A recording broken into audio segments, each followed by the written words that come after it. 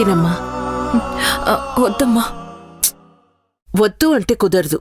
మధ్యాహ్నం కూడా ఇలాగే మానేశావు. ఆ పట్టు. అను.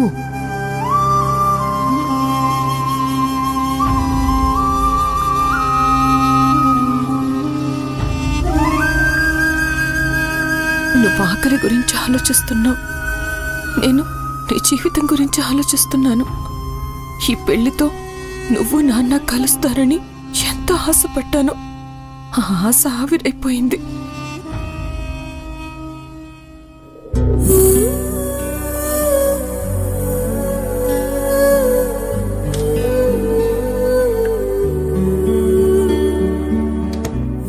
ఏంటమ్మా కన్నీళ్ళు?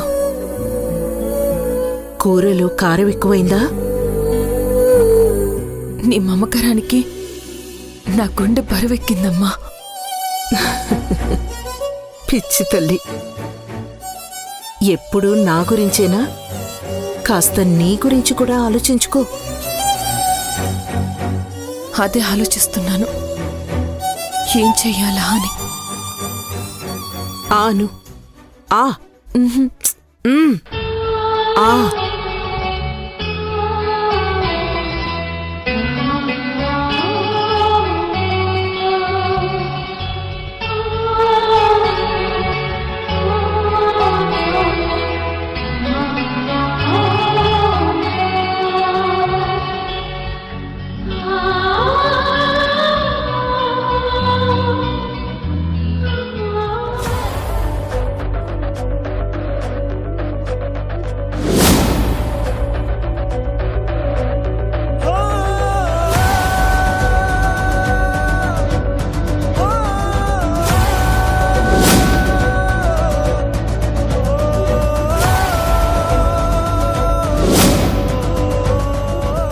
ఏంటి అమ్మాయి నీలకంఠం గారి ఇంటి ముందే కూర్చుంది?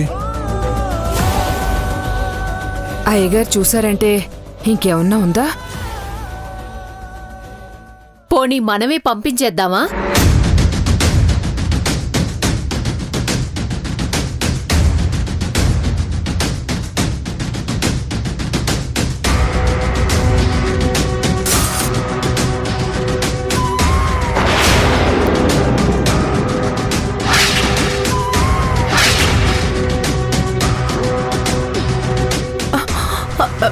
అత్తయ్య, మావయ్య గారు,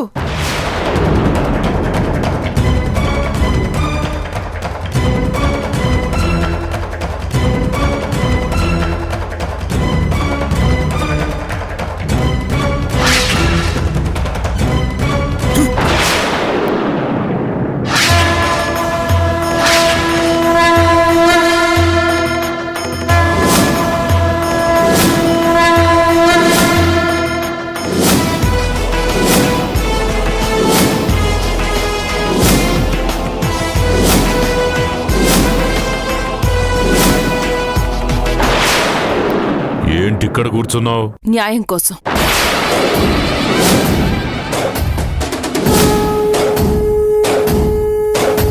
నీకేం అన్యాయం జరిగింది? ఈ ఇంట్లో శివరాం అనే వ్యక్తి నన్ను పెళ్లి చేసుకుంటాను అని చెప్పి నాతో మాట్లాడడం మానేశాడు. అతనొచ్చి ఏం జరిగిందో చెప్పాలి. వాడు చెప్పాల్సింది మేం చెప్పాంగా, ఇంకా వాడు చెప్పాల్సిందేముంది? చెప్పాల్సింది మీరు కాదు, శివరాం గారు. ఏం చెప్తారో వినాలి అనుకుంటున్నాను. మర్యాదగా వెళ్తావా, మా పద్ధతిలో పంపించమంటావా? వెళ్లేదాన్నే అయితే ఇక్కడి దాకా వచ్చేదాన్నే కాదు.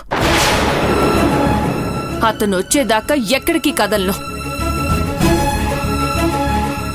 అక్షయ, అనవసరంగా గొడవలెందుకు? దయచేసి ఇక్కడి నుంచి వెళ్ళిపో. నేను అదే చెప్తున్నాను. శివరాం గారొచ్చి ఏం జరిగిందో చెప్పమనక్క, మరుక్షణమే వెళ్ళిపోతాను. చీపో అని ఎన్నిసార్లు చెప్పినా ఈ ఇంటి చూరు పట్టుకొని వేలాడ్డానికి సిగ్గులేదు. నలుగురికి న్యాయం చెప్పే నీలకంఠం గారి ఇంటి ముందే ఒక ఆడపిల్ల కూర్చుంది అంటే తీర్పు ఏం చెప్తారో తెలియాలి కదా. అమ్మా అక్షయ, ఇది నీకు భావ్యం కాదు. ఈ ఇంటి వైపు చూడటానికి కూడా భయపడేవారు ఈ రోజు కళ్ళప్పగించి మరీ చూస్తున్నారు. మా ఇంటి పరువు తీకో. ఇక్కడి దాకా తీసుకొచ్చింది మీరే ఆంటీ. నేను పద్ధతిగా ఈ ఇంటికి వచ్చాను, కానీ మీరే నన్ను బయటకు గెంటేశారు.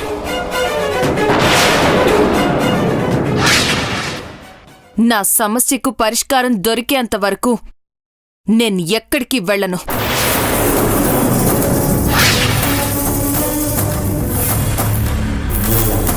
ఈ ఊరిలో నా మాటే శాసనం.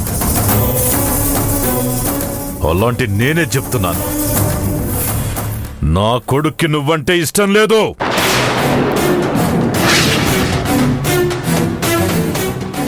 ఇదే వాడి మాట కూడా. అర్థమైందిగా, వెళ్ళు.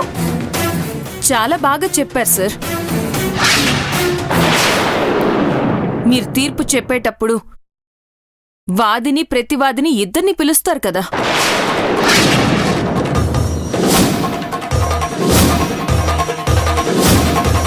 ఇద్దరు అభిప్రాయాలు తెలుసుకున్నాకే కదా న్యాయం ఏంటో చెప్తారు. మరి ఇదేంటి సార్?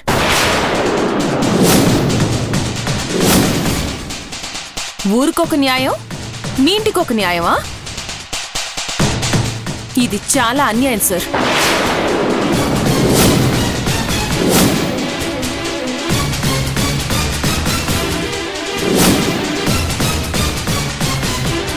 అయ్యగారికే ఎదురు చెప్తుంది. పెద్దింటోళ్ళ గొడవ మనం ఎందుకు తలదూర్చటం? ఆ పిల్ల అడిగిన దాంట్లో తప్పే ఉంది. చూద్దాం అయ్యగారు ఏం చెప్తారో. ఏమండి, ఊరంతా మన గురించే మాట్లాడుకుంటున్నారు. ఇప్పటికైనా మీరు ఒక నిర్ణయం తీసుకోకపోతే ఈ సమస్య ఎంతవరకు వెళ్తుందా అని భయంగా ఉంది.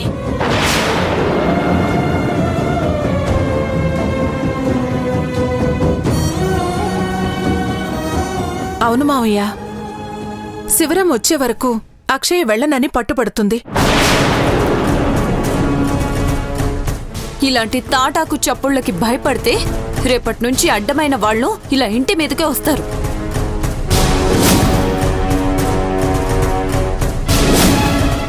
మీరు ఊ అనండి నాన్న. ఆడదని కూడా చూడము, బయటికిడ్చి ఊరవతలకు విసిరేస్తాం. అవునా? మీరు మౌనంగా ఉన్నంత వరకు అక్షయ్ ఇలాగే రెచ్చిపోతూ ఉంటుంది. మీరు అనండి, ఎలా వెళ్ళదో మేం చూస్తాం.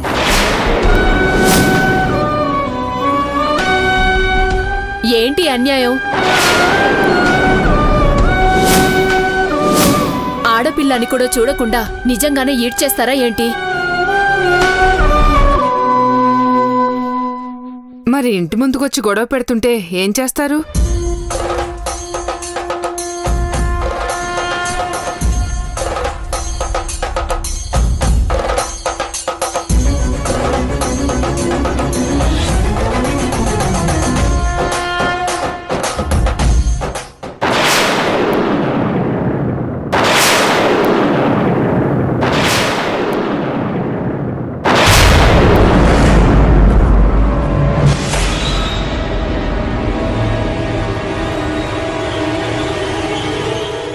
శివా! శివా!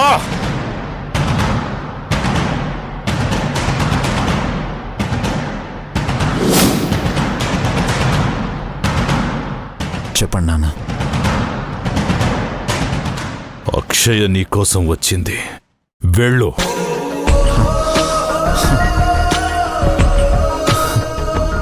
థ్యాంక్ యూ నాన్న. ఆగో! నీకీ పెళ్లి ఇష్టం లేదని, తనకు నీకు ఏ సంబంధం లేదని చెప్పు.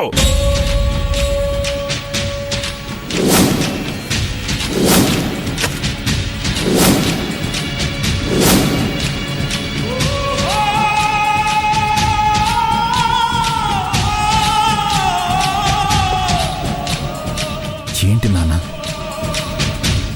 ఎవరు అబద్ధం చెప్పినా ఒప్పుకొని మీరు నన్ను అబద్ధం చెప్పమంటున్నారా?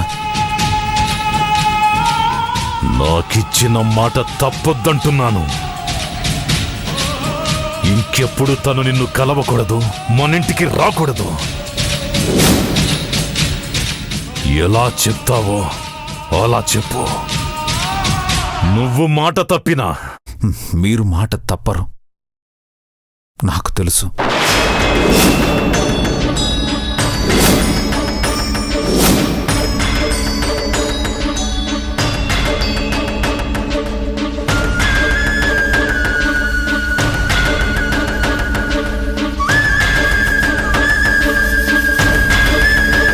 నీకు ఈ పెళ్లి ఇష్టం లేదని, తనకు నీకు ఏ సంబంధం లేదని చెప్పు.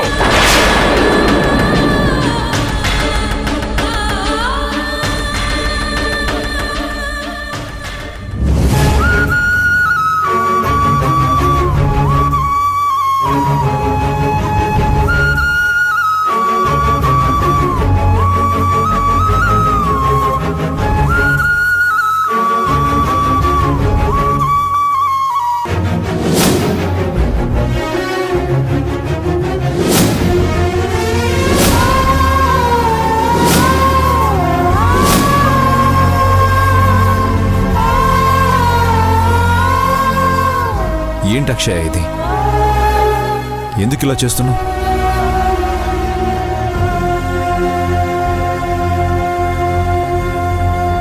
నేనేం చేశాను శివరాం? మా ఇంటిని వీధిలో నిలబెట్టావు కదా, ఎందుకు? అదే నేను అడుగుతున్నాను. నేనిక్కడి దాకా రావాల్సిన అవసరం ఏం వచ్చింది? నీకే తెలియాలి, నాకేం తెలుసు? మీరొస్తారని ఎదురు చూశాను, రాలేదు.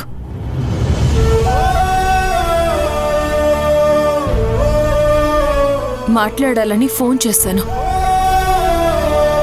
తీయలేదు.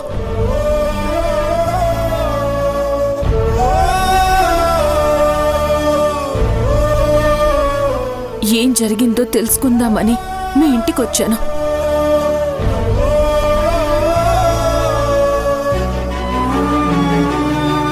కనపడలేదు. దిక్కులు పిక్కటిల్లేలా అరిచాను, మీరు పలకలేదు.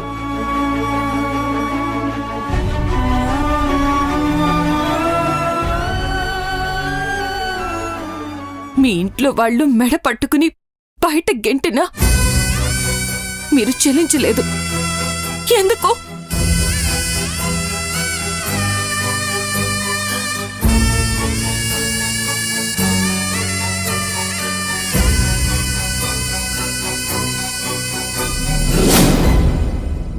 నువ్వంటే నాకిష్టం లేదు.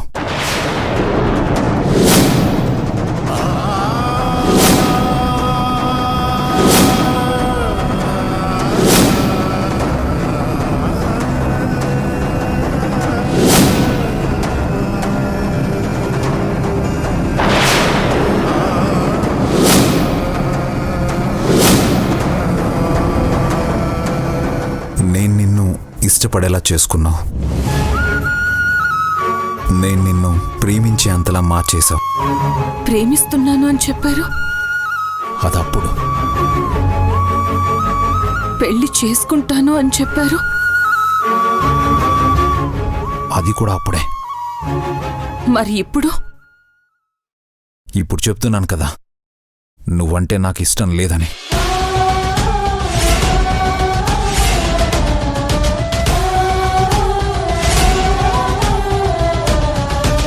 నిన్ను పెళ్లి చేసుకోవాలని అనుకోవడం లేదు.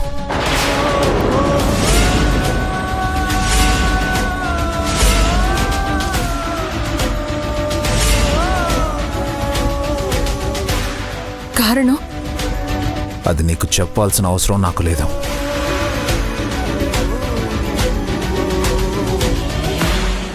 ఇంకెప్పుడు మా ఇంటికి రాకు.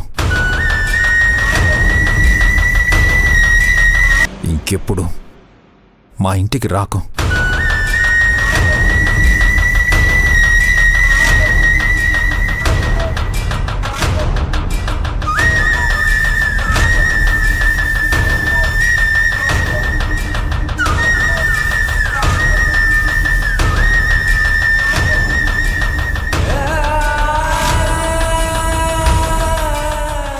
నీకు కావలసిన సమాధానం వచ్చిందిగా, ఇక వెళ్ళు.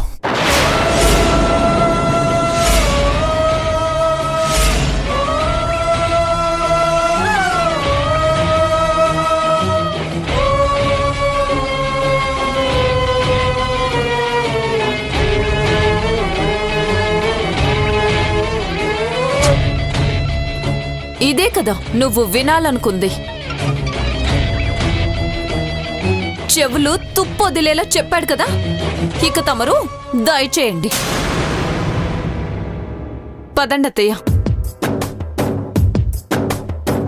నా మనసున చోటు చిన్నది, ఒక వరమే కోరుకున్నది, అడగకనే చేరుకుంది మది మోయలేని అనుబంధమై అది.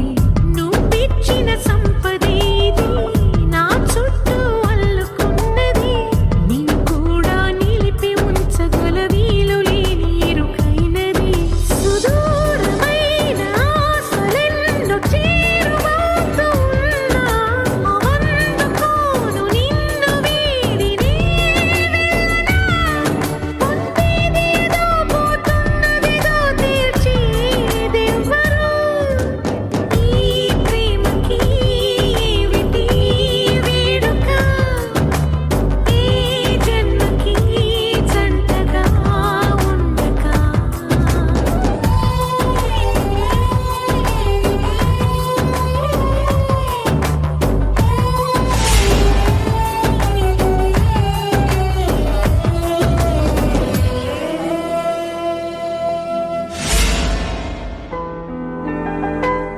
ప్రేమిస్తున్నాను అని చెప్పారు, అదప్పుడు, పెళ్లి చేసుకుంటాను అని చెప్పారు. అది కూడా అప్పుడే.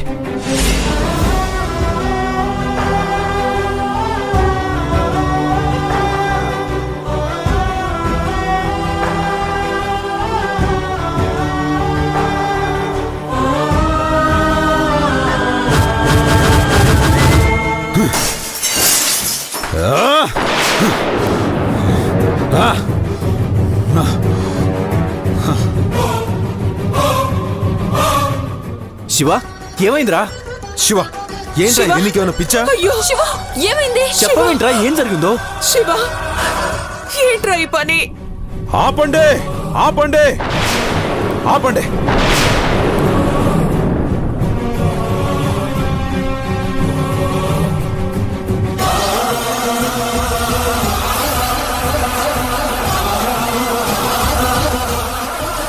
ఇప్పుడు మీ అందరికీ తృప్తిగా ఉందా?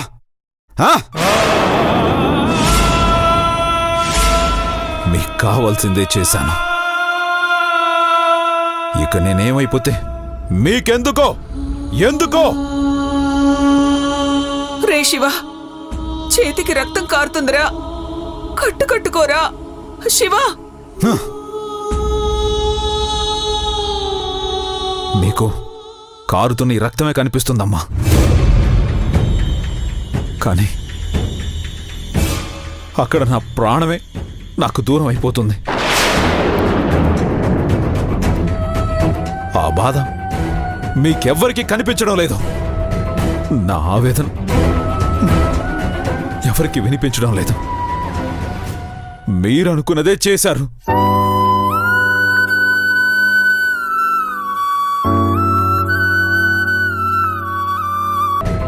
నా ఆవేదన ఎవరికి వినిపించడం లేదు. మీరు అనుకున్నదే చేశారు.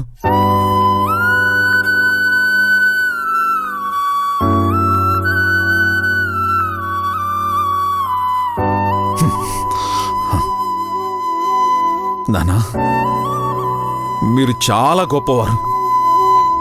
మీ ప్రాణం కాపాడిన అమ్మాయికి ఇంత గొప్ప బహుమతి ఇస్తారని నేనెప్పుడు అనుకోలేదు నాన్న. అమ్మా, నిన్ను ఈ ఇంట్లోకి తీసుకొచ్చిన అమ్మాయిని ఈ ఇంట్లోకి శాశ్వతంగా రాకుండా చేశావు కదా. నిన్ను అందరూ దేవత అంటుంటే ఏంటో అనుకున్నాను. అంత మంచి అమ్మాయికి ఇంత గొప్ప వరం ఇస్తావని ఎప్పుడూ అనుకోలేదు.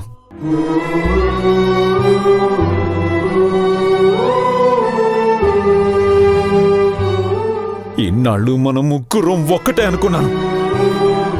కానీ నన్ను ఒంటరి వాణ్ణి చేసేశారు కదా.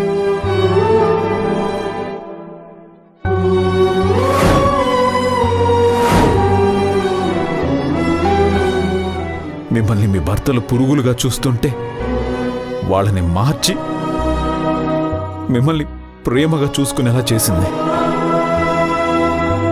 మిమ్మల్ని అక్క అని మనస్ఫూర్తిగా పిలిచినందుకు తగిన శాస్త్ర చేశారు.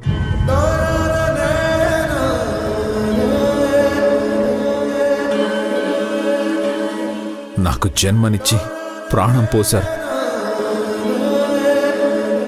ఈరోజు అదే ప్రాణాన్ని దూరం చేసి బతికున్న శవాన్ని చేశారు. Hats off to all, hats off to all.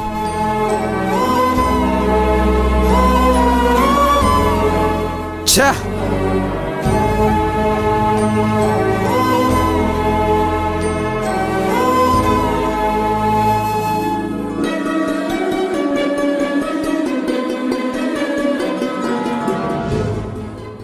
ఈ పిల్ల మెళ్ళో 3 ముళ్ళు వేస్తే ముళ్ళదారిలో నడిచినట్టే, 7 అడుగులు వేస్తే జీవితాంతం నిప్పుల గుండం మీద నడిచినట్టే.